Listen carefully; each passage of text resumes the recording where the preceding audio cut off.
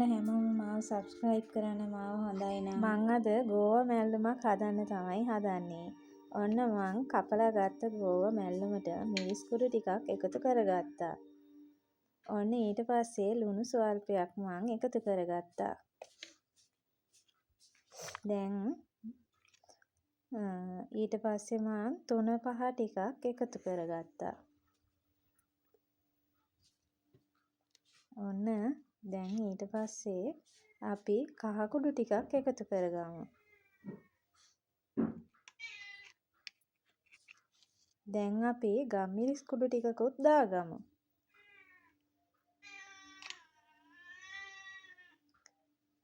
දැන් අපි ලුණු රම්පේ ඒ දේවල් ටිකත් එකතු කරගමු. බලන්නකෝ මේ ගෝවා මැල්ලුම මම වෙනස්ම විදිහකට තමයි හදන්නේ. මම මේකට දැන් ලුණු ටිකක් එකතු කරගන්න තමයි හදන්නේ. ඔන්න දැන් ලුණු ටිකකුත් මම එකතු කරගත්තා. ඊට පස්සේ තක්කාලි ටිකකුත් එකතු කරගත්තා.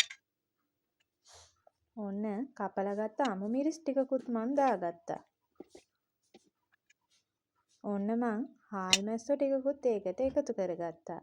දැන් භාජනයක් ලිප තියලා ඒකට තෙල් ටිකකුත් මං එකතු කරගෙන දැන් තෙල් ටික පැහෙනකන් ටිකක් රත් වෙනකන් ලිපේ තියාගත්තා. මං ඊට පස්සේ අබ ටිකක් එකතු කරගත්තා. මං ඊට පස්සේ සුදු ලුණු ටිකකුත් ඒකට එකතු කරගත්තා.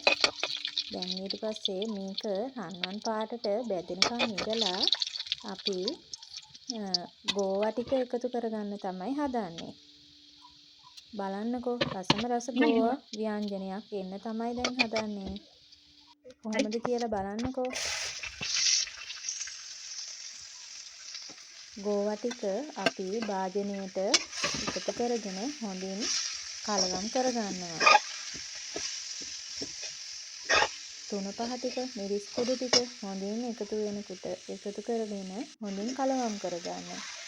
ඊට පස්සේ අපි කලවම් කරගෙන වතුර සුවල්පයක් මේකට එකතු කරගෙන අපි භාජනයකින් වහලා තැම්බෙන්න ටිකක් තියලා දැන් අපි පිඟානකට ලස්සනට ගෝවා ටික බෙදාගමු.